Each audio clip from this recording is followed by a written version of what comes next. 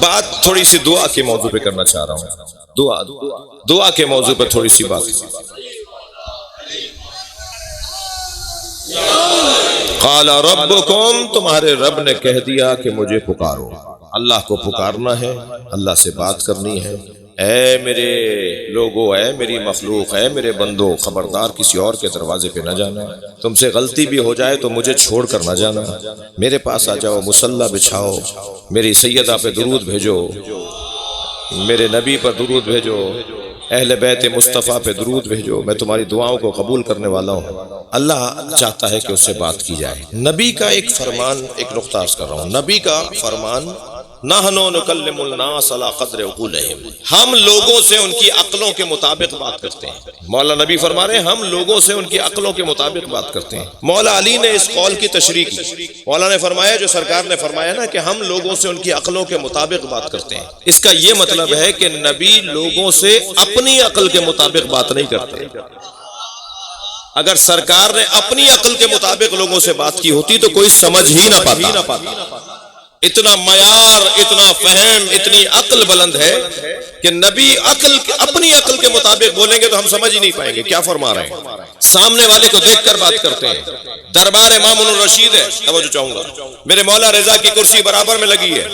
ایک شخص نے آواز دے کر کہا، یا علی ابن رضا، آپ کا عقیدہ ہے کہ علی جنت اور دوزخ کے تقسیم کرنے والے؟ میرے مولا نے فرمایا، ہمارا عقیدہ ہی نہیں ہے، نبی کا فرمان ہے.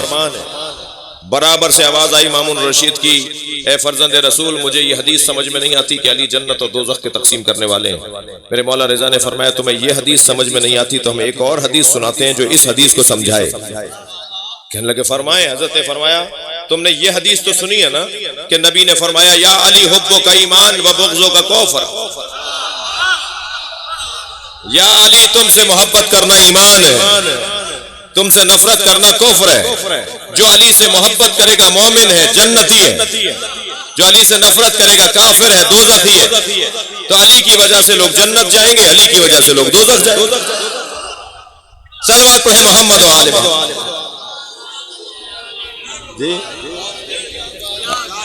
جیسے ہی میرے مولا نے یہ قول فرمان سنا کر قول سنا کے تشریح کی تو محفل برخاست ہو گئی اور سب قائل ہو گئے کہ کیا کہنا چاہ رہے ہیں حضرت ابا سلط ہروی نے، جو مولا کے نوکر ہیں، خادم ہیں، غلام ہیں، جن کا مزار مشہد میں ہے، انہوں نے مولا رضا کی جوتیوں کو سیدھا کیا. حضرت چلنے لگے تو جوتیاں ان کے سامنے رکھ کر سیدھا کیا. میں اپنے بچوں اور جوانوں سے کہوں گا، خاص طور پر پیسے والے مومنین سے، حیثیتوں والے لوگوں سے کہوں گا، جنہیں اللہ نے دولت بھی دی ہے، جنہیں اللہ نے کرسیاں دی ہیں، جنہیں اللہ نے منصب دی ہیں، ان سے بات کروں گا ایک جملہ. اس دروازے پر آپ کی کتنی ہی حیثیت ہو جائے، اس دروازے پہ جوتیاں سیدھا کرنے والے رہو. جی نوکروں سے کام نہیں کرواؤ، ان کا کام نوکروں سے نہیں کرواؤ. ناراض ہو کر نہیں سنیے گا مجھے.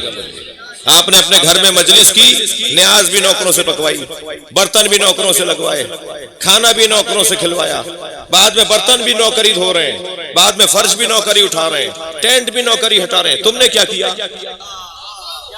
نوکر تو ڈبل فائدے میں. توجہ ہے، اسے تنخواہ بھی ملے گی، حسین کی مرضیاں بھی ملیں گی. تم نے کیا کیا؟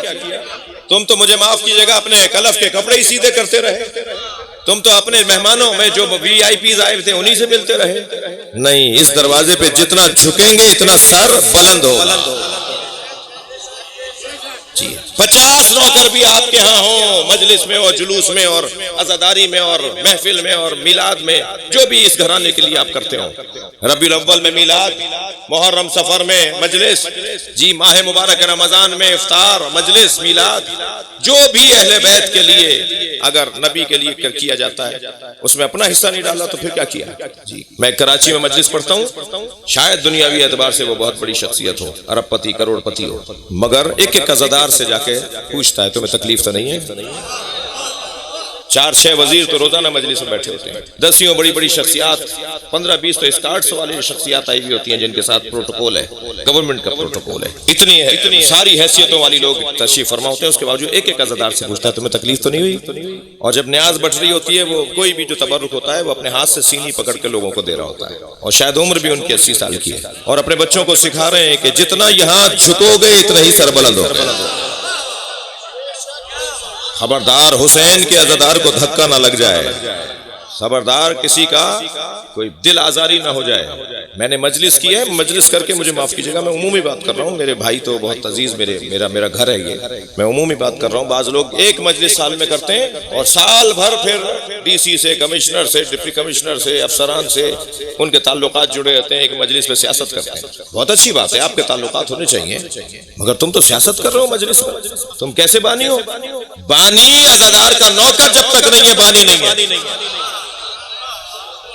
جی مجھے دو چار جملے کہنے دیجئے، صلوات پڑھیں محمد و آل۔ اچھا مل کر صلوات ہدیہ کر دیں تو عنایت ہوگی۔ اللہم صل علی،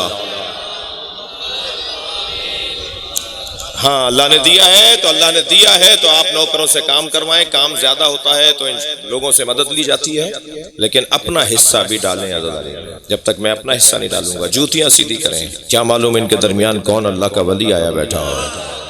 مجلس ختم ہوئی تو کبیر والا کے دوست کہنے لگے کہ بھائی میرے برابر سے برابر میں جو بندہ بیٹھا تھا اسے تم نے پہچانا؟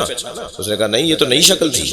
اگر پوری مجلس میں ایک بھی کوئی نئی شکل آنے والا بیٹھا ہے تو کیا معلوم کہ وہ کوئی اللہ کا ولی ہو، کیا معلوم کہ کوئی فرشتہ ہو۔ البتہ یہ نہیں کہوں گا کہ کیا معلوم جن ہو، تو وہ بعد میں کہیں گے بھائی ذرا بچ کے بیٹھو، جن نہ بیٹھا ہو۔ تو ہمارے یہاں جو ہے وہ انسان سے نہیں ڈرتا مگر جن سے ڈرتا ہے، انسان اللہ سے نہیں ڈرتا مگر جن سے۔ تو انکساری خاکساری جھکنا اس دروازے پر، جتنا یہاں جھکیں گے اللہ اکبر۔ ہارون کا دربار تھکے تو نہیں ہے؟ ہارون کا دربار، نوروز کا دن، ہدیوں پر ہدیے آ رہے تھے ہارون رشید کے لیے۔ بڑی حسین کرسی دی تھی میرے مولا کاظم کو، تمام مملکت کی شخصیات بیٹھی ہیں، جشن نوروز ہو رہا ہے۔ ہدیے اتنے لگے، اتنے انبار لگتے چلے گئے کہ چھت تک ہدیوں کا انبار لگ گیا۔ اور جب محفل برخاست ہوئی تو ہارون نے امام کاظم اور امام کاظم کے چاہنے والوں پر اپنی دانش میں روب ڈالنے کے لیے اپنے نوکروں کو آواز دے کر کہا یہ جتنے ہدیے ہیں وہ سب میں موسیٰ کاظم کو دے رہا ہوں، ان کے ساتھ ان کے گھر تک پہنچاؤ۔ محفل برخاست ہوئی، ابھی اس نے یہ جملہ کہا کہ یہ سارے ہدیے موسیٰ کاظم کے۔ تو امام جیسے ہی کھڑے ہوئے تو امام کی جوتیاں سیدھی کی، کسی ایک مجمع میں سے بڑھ گیا، ایک شخص اٹھ کے آیا، بھاگ کر آیا، عام آدمی تھا، مجمع میں بیٹھا تھا، اٹھ کر آیا اور مولا کی جوتیوں کو مولا کے پیروں میں سیدھا کیا۔ جیسے ہی وہ جوتیاں سیدھی کرنے لگا امام نے فرمایا یہ سارے ہدیے میں نے تجھے دے دیے۔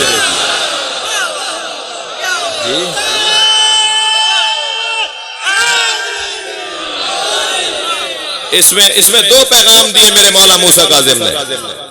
ایک پیغام تو ہارون رشید کو دیا، تم جسے بہت بڑا سمجھ رہے تھے ہمارے یہاں جوتی سیدھی کرنے کے برابر ہے۔ ہمارے نزدیک یہ دنیا ایسی ہے جیسے کسی نے جوتیاں سیدھی کی ہوں۔ ایک پیغام تو حاکم وقت کو دیا، دوسرا پیغام اپنے چاہنے والوں کو دیا، اگر تم ہم سے کچھ چاہتے ہو، ہم سے اگر تم کچھ چاہتے ہو تو ایسے رہو جیسے یہ ہے۔ جی ابا سلط ہروی نے بھی مولا رضا کی جوتیاں سیدھی کی، اور جوتیاں سیدھی کر کے 2 قدم آگے بڑھے تو کہا مولا جو جواب آپ نے دربار میں دیا وہی جواب ہے کہ جو علی سے محبت کرے گا مومن ہے جنت میں جائے گا، جو نفرت کرے گا کافر ہے دوزخ میں جائے گا، یہی جواب ہے۔ حضرت نے فرمایا وہ ان کے لیے تھا، تمہارے لیے اور ہے۔ معیار فہم اونچا ہوتا چلا جائے گا تو ان کا بیان بھی اونچا ہوتا چلا جائے گا۔ کیا مولا بتائیے میرے لیے کیا جواب ہے؟ تو حضرت نے فرمایا سنو، میرے جد علی محشر میں کھڑے ہوں گے اور جنت سے کہیں گے یہ میرا ہے اور دوزخ سے کہیں گے یہ تیرا ہے۔ صلوات پڑھیں عظمت مولا کائنات۔ دقت ہے